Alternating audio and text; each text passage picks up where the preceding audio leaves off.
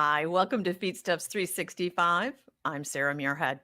We often talk and hear about precision farming and precision animal production, but what about precision feed products for livestock? Joining us today is Maurice Benson, principal software engineer for a company called Polarisqb. Polarisqb utilizes quantum computing and artificial intelligence to revolutionize drug design for biopharma. And in fact, they're starting to apply this technology for food and agriculture, developing a feed additive that makes soy meal feed digestible and nutritious for livestock without relying on costly processing methods. Welcome, Maurice. Great to see you. All right, good morning. Good to be here. So, if you're a regular follower of Feedstuffs 365, you might recognize Maurice. We caught up with him at Commodity Classic a few weeks ago, I guess it was now, and him and the other finalists in the Soy Innovation Challenge. So today we're just going to take a little more time to dig into Polarisqb and how the company's working to create these new feed additive products in new ways, and doing so under some these new products are coming out under extremely shortened timeline. I also think Maurice and I were talking here a little bit ahead of time. He's got some new developments to talk to us about. So that's exciting. Let's explore what all this means for the soy and the livestock industries. For those of you that are joining us today, feel free to post your questions and your comments in the chat box to the right on your screen. If you're watching us through our social media channels, Facebook, LinkedIn, Twitter, feel free to post your questions directly in those social feeds as well for this session. Maurice, let's kick things off by having you give us an overview of Polarisqb. What's the company's history? What's its mission? That kind of stuff. All right, my name is Maurice Benson, as I said, and I am the principal engineer of Polarisqb. And our mission, our goal, as stated in our mission statement, is that we want to try to create drug blueprints to cure all diseases for all people. And yes, that sounds lofty, but we really want to try to aim and make these kind of therapeutics accessible to everybody. So how do we do this? How do we accomplish this? We're leaning on cutting edge technology, not only cloud and artificial intelligence, but we're really leaning heavy on quantum computing to help shorten the time it takes to go from an idea to a drug lead. Right now, the industry, it takes about 3 years and $4 million to go from that idea to drug lead. We can do it in about 3 to 6 months and about 200K right now. So we want to continue doing that for the drug development process. But early in our process, we realized that we might also be able to use this for other verticals. And we started exploring using peptides for other issues. And that's what led us to this Soy Innovation Challenge and to Commodity Classic, is that we think we can quickly turn on and make a design for a feed nutrient You or a talked feed additive. You talked about those reduced timeframes, and the application that might actually have. You're bringing it in from biopharma over to the food and ag sector. So, do you think it's going to then, significantly reduce also the cost of developing these products? A shorter time frame, of course, has cost implications, but overall cost, would you say? Right. So yes, exactly. And both cost and efficacy of the blueprint that we create. Uh, so right now, the industry, it takes very smart people to sit and evaluate these drug candidates. And what they end up doing is they end up sitting to the computer to do what we call single step optimizations. So what they do is they say, hey, I need a molecule maybe this big, and they run through about 1,000 molecules and they find all the ones that are a certain size, and they say, okay, well, I also need it to be super water soluble. And they take those and they try to optimize that there too. Well, that takes quite a few people, quite a lot of time to do. What we can do is take all those optimizations at once, send it to the quantum computer, and get a result back in minutes. So that really helps our chemists able to evaluate a much larger space to try to find those perfect molecules for our customers. So you mentioned AI tools. Now, do those help in, say, removing or reducing drug toxicity effects, perhaps in new drug products that are brought to the market? Is there some advantages in that capacity as well? Yeah. We are a quantum company, but we really enjoy trying to leverage any new technology that's out there. So yes, we are using artificial intelligence. We use it to both screen for toxicity at the moment, and then for our human applications, we are looking to see if the drug will cross the blood-brain barrier or not. So what we want to do is screen every molecule that we look at, and we want to see if it hits those two. If we want it to cross the blood-brain barrier, we want that to be a high score. If we don't, then it must be very low because we don't want it to have any adverse effects. But the issue is that to run all these advanced filters ends up taking time, right? We need time to both train the models to do something very specific, but we also need time to run the molecules against, or the models against, millions of molecules. So what the quantum computer helps us do is help shorten that space so that we can run better molecules through these advanced filters. And that's what really helps us pull out the best molecules for our customers' needs. So talk to us about this new feed additive that Polarisqb has developed for making soybean meal feed more digestible, nutritious, and more of a value add for livestock. How is it developed? What anti-nutritional factors are being targeted, and where is it in the development process? Right, right. So we realized a year or two ago, said we've been around for about 3 years. We incorporated in 2020. And about a year and a half ago, our lead chemist, Dr. Ken Byler, realized that not only could we use our system to create small molecules, but we could also use it to create peptides. And when we started doing that discovery, we wanted to see what other uses we could have for peptides, maybe even outside of medicine. So we've been evaluating peptides for medicine, but now we started exploring other markets, and then fell upon the Soy Innovation Challenge, where they were saying, hey, we're looking for novel uses of ways to both enhance the value of soy. And we realized that through some of the work that some of our other chemists could do, we could use the tools that we already have that we've built for our biotech and apply those to this same type of challenge.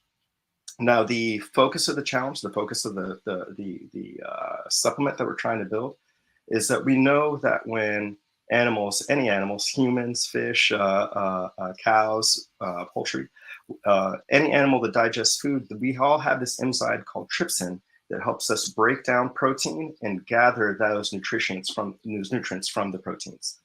A lot of plants have these defense mechanisms that are actually trypsin inhibitors. And soy has quite a few of these different types of trypsin inhibitors that prevent the body from properly digesting soy. So what we wanted to do is look at the literature and see if we could design a molecule that will deactivate that trypsin inhibitor. That way, the animal, can digest more of the protein from soy. So that's the idea that we're trying to put together, and that's the both what we pitched and the idea that we're exploring at the moment. So what advantage then might this new additive offer the livestock industry in terms of animal health, or even from an economic standpoint? Right. So there's a few things that we know that when different processors end up having different levels of trypsin in their soy meal after processing. So even though they might be doing a great job, the product that the feed companies are getting might be inconsistent. And what we also know that for smaller animals, say swine and chickens, that if they digest too much of that antitrypsin, it can have detrimental effects on growth and development. So right now, the current literature is saying that about 83% of those anti-nutrients need to be removed for the poultry to get full use of the protein that's in the meal and not have any of those detrimental effects. So what a lot of the soy processors do is they use heat to try to deactivate that trypsin inhibitor. But the problem is that when you apply too much heat, you end up degrading the protein also. So you end up degrading the nutrition. So there's kind of this fine line of how much heat they apply to how much trypsin is left over, or antitrypsin. Trypsin inhibitors are left over that can affect the end product. So what we want to do is introduce a very inexpensive to produce ingredient that will bind to that trypsin inhibitor. That way the soy processors can still process the way they're doing, but maybe the feed manufacturers can add this nutrient or add this ingredient to their product, and then there's more protein that's bioavailable for the animals that are eating their feed. So what's this going to mean then for the soy industry? Right. So now that there should be a bigger market for soy, and it also starts to raise the nutritional value that we can get from soy. So if we're using heat to process the soybeans right now, we're starting to degrade some of those proteins. Well, maybe the supplement that we propose can help us use less of that heat and still get that anti-nutrient out and make for a more nutritious product at the end, therefore increasing the value of that soy meal.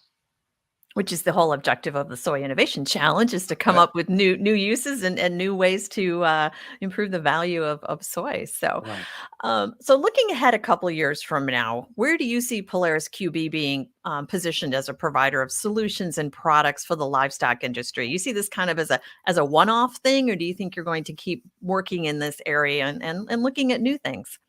I've got goosebumps right now. I don't know if you can see them on camera. I'm so excited to talk about this. Is that the technology that we bring is more than just a one shot or a one trick pony.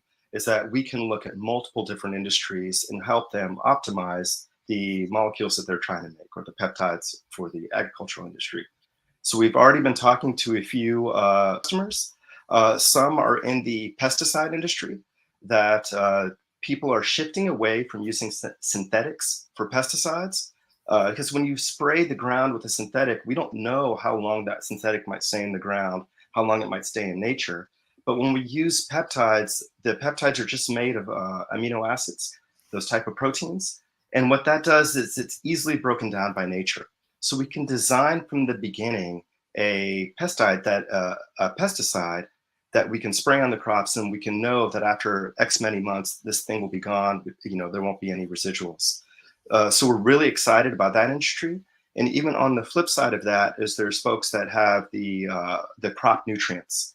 And that's what we feel, that we can also make activators for crop nutrients, that just a peptide that can help boost the availability of whatever nutrients they're trying to spray on their crops. But at the same time, our peptide won't stick around forever. It's not like those synthetics that just kind of stick and stay. So we're really excited to both explore not only nutrition, additives and ingredients, but also fertilizing sprays and pesticides. Oh, very cool. Yeah. So anything else that viewers should know about Polaris QB and its innovation and things that it's up to? Right. So the computer I had this announcement on just went to sleep. So give me 2 seconds. I'm just going to type in the password real quick, and hopefully not. Big Uh, announcement. We need a right. drum roll or something, right here. There we So go. yeah, da-da-da-da-da-da, right. It's to say that we not only want to work with the industry, with agriculture and the soy industry, but we also want to provide for a better future, better outcomes for these industries, and it kind of benefits us too if we can make these industries a little more efficient, a little more energy efficient. So there's two things that we're trying to do for the Soy Innovation Challenge, and the first one is that Polarisqb will go ahead and pony up and make the design for that the TRIPS inhibitor blocker. Mhm. So we started looking at some potential targets, and we found a very good target that we think we can bind to. And we are currently building the pieces, what we would call a library, but the pieces we could use to build out that TRIPS inhibitor, the blocker of that TRIPS inhibitor. So we know the target, and then we know what TRIPS inhibitors that we're looking at. If I had a little more time and probably a little more tech savvy, I'd show you some cool pictures. So maybe stay tuned for the pitch competition at the end of the month if you're going to follow the Soy Mhm. Innovation Challenge, and I'll definitely have a better deck then. But we know that there's a Kunitz type of soybean trypsin inhibitor, and that's going to be the first one when we look at blocking. We understand that target, and we have very high confidence that we could block this with our nutrient or our supplement. But then we also found another that's giving issue is the Bowman-Burke trypsin inhibitor. It's also another one that's found in soy, and that also has a target and all the tools we need to actually build our supplement. So we're really excited to both increase the library so we can start building out those small molecules. And Polaris is going to do that on our own dime.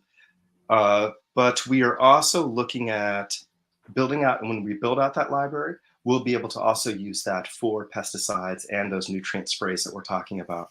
So we're really looking at having, when we come in April for the pitch competition, we want to have both designs for the nutrient, the ingredient, and for a potential pesticide and a potential field nutrient. So we're really stoked to pushing forward full blast, and I can't wait for that pitch competition to kind of present some of this awesome research we've been doing. Yeah, I think that's the end of April in St. Louis, if I recall. So you got a busy month ahead of you. Right, right. Both in the lab and in front of a slide deck, right? Yeah, exactly. So, but stay tuned, feed industry. There might be some really exciting things ahead here. So, where can folks go to kind of keep up on what Polarisqb is doing and where some of these developments are at? Right. We have a website, www.polarisqb.com, and we're probably most active on LinkedIn. So you can just go to LinkedIn and Google Polaris, Polaris, the letter Q, the letter B, and we'll show up. And that's where we're doing a lot of our advertisement. We have a Twitter also, but Twitter got weird this year, so we've been backing off a little bit. But you can find us there, and please feel free to reach out. We love talking about the science. We love talking about the chemistry. And I can talk to people about quantum computing all day. It's really, really going to be a game changer in the next few years. Very interesting. Well, thank you so much, Maurice. Great to catch up with you again. And stay tuned. We're going to have some follow-up here, I hope, on some of these developments as you move forward. Thank you so much. That's Maurice Benson of Polarisqb. Thank you all for joining us here today. We appreciate your time and attention. A reminder that all Feedstuffs 365 sessions are available in on demand at any time on feedstuffs365.com. So feel free to share those or go back and watch sessions that are in our library. Until next time, for Feedstuffs 365, I'm Sarah Muirhead.